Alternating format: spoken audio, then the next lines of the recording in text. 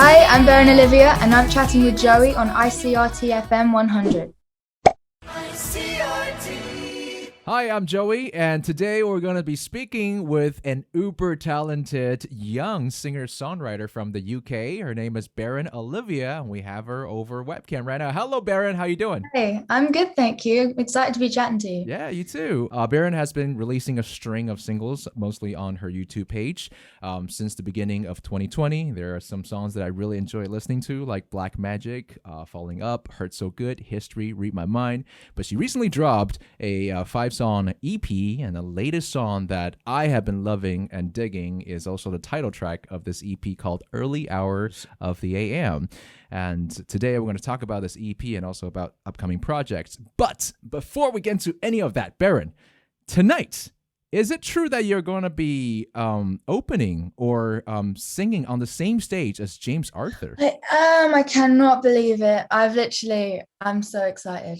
I can't wait. I couldn't believe that you were going to take our interview today, because if I were you and I have such a big gig tonight, I would be jittery the whole day. So how do you feel right now? Jittery is a good word. Yeah, definitely feeling that. But I'm like, it's good though, because like I feel like if I just kind of get on with the day as I usually would, I'll worry about it later.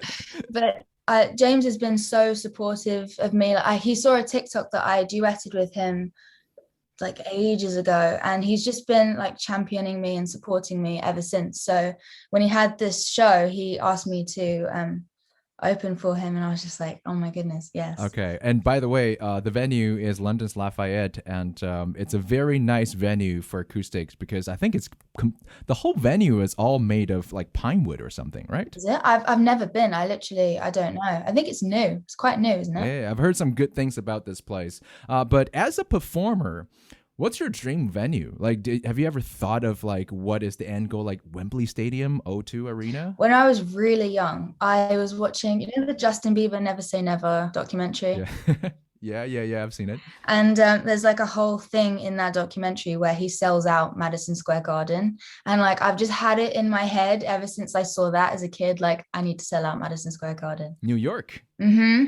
I've got a ton of family in New York as well. Like my dad is a New Yorker, and he has 8 brothers and sisters. So it's like loads of aunts, loads of cousins and uncles. So it's like half the venue will be my family. That's good to know. You got half of the venue covered already. Yeah, exactly. Exactly. But this whole journey in music for you started, it must be when you were really young. Like I heard somewhere that you picked up your first guitar when you were, like in your early teens, 13? Yeah, I mean, I was always writing. Yeah. Writing was always something that came super natural to me. I was one of those kids that like kept diaries and stuff. Yeah. And like, I was always writing poems. I absolutely fell in love with poetry and just storytelling. And I would write in the back of like my chemistry books and get detention because I'm not paying attention in class. But the singing came later. I think that was just purely a confidence thing. But once I literally just picked up my brother's guitar one Christmas. I think I was like 13 or 14. Yeah. And taught myself a few chords, learnt some Taylor Swift songs, and then started like turning the poems that I was writing into songs. And then nice. It just kind of made... Okay, so wait, 13 or 14. You're 22 now, so that would have been 8-9 years ago. Did you learn anything from Taylor's Red album? Oh my gosh, I think Treacherous was the first song I ever learned. Yeah, that was my first, because the Red album is my absolute favorite. Like it's got a soft spot for me. I love that album, like All Too Well and like State of Grace, Red. I'm obsessed with those songs. So yeah, definitely just learned ton of Taylor Swift songs on the guitar. Yeah, actually, when I listen to your music, I have a feeling that you've got to be a Taylor fan. But there's also a little bit of maybe, I don't know, Pink maybe in the music that I hear. No one said that to me before, but I'm so happy you did, because I love Pink. I grew up on like Avril Lavigne, Pink, Christina Aguilera, Alanis Morissette. So like... Yeah, like all of those like 2000s albums. So Pink's Misunderstood album is like my favorite thing ever. Yes. Out of curiosity, when's your birthday? 29 August. So I just had it. So I'm actually 23 now. Oh, happy belated birthday. And yes, you are 23 now. My goodness. Does that make you, do you know about your own horoscope? I don't know much. Do you mean like signs and stuff? Like I know I'm a Virgo. Yeah, that makes you a Virgo. You know, Virgos are like, okay, let me explain. Here in Asia, especially here in Taiwan, if you ever come here, it's a great icebreaker, like a great conversation opener. And Virgos are supposed to be perfectionists. Do you find a little perfectionist in you? My God, yes.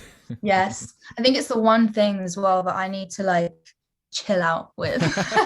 Like, it's just like learning when enough is enough. Like, this is good. Yeah. Like, you're fine. Like, the song is fine. Excuse me. Like, just roll with it. Because I feel like you can always tweak. You can tweak stuff forever. That's what I hear. And you know what I hear a lot about like artists, singer-songwriters who are perfectionists is that if you sit on a song too long, you never feel like you can finish it. Mm-hmm. So when it comes to early hours of the AM, how long did you sit on it? Or did your producer have to go like, Beren, look, just get it out. Like we need to just, stop looking at this. I mean, it's funny, because when we're writing the songs, the writing process is always really fast for me. Like we're quite quick. Like it just kind of flows out. But then once we've written it, that's when it's like, I start overthinking stuff. Yeah. But yeah, it's funny actually, because all of the songs bar one on this EP I wrote earlier this year. And so we have not been sitting on them for long, which is good, because then like you listen to a demo for so long and then you can't hear past it. Yeah. So yeah, they all actually flowed really well. The one that took the longest was Hurt Again. Oh, really? Why? Yeah. Like, what took it the longest? I think it was just trying to find that like happy medium between like all of the big guitars and keeping it still quite pop and everything. And then I remember having a listening party on Zoom with my manager and the producers and everything. And we literally it was a listening session to sign off on it. And then I literally was like, no, we need to change the post-chorus hook.